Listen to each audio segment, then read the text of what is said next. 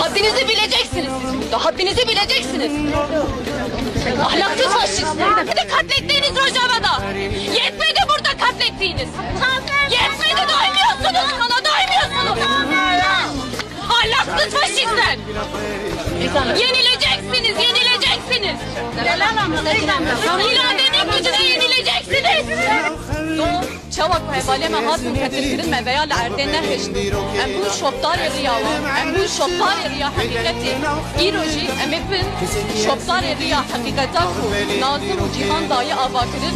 U emeve hakikati behezek bilind. Rakin asimana ticar hakikat erde namini şehit namdin biji çapemeni yazdı. Ne demek çık üstüme? Haddinizi bileceksiniz siz burada. Haddinizi bileceksiniz.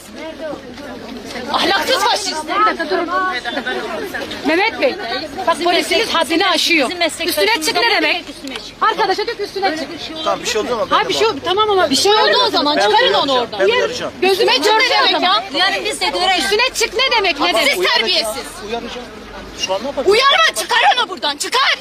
Onların hadlerini bildirin. Tamam da Çıkar onu, çıkaracaksın onu. üstüne çık diyen o. Tamam. Bu ne had Çıkar onu, çıkaracaksın. Tamam arkadaşlar kimse muhatap olmasın. Yeter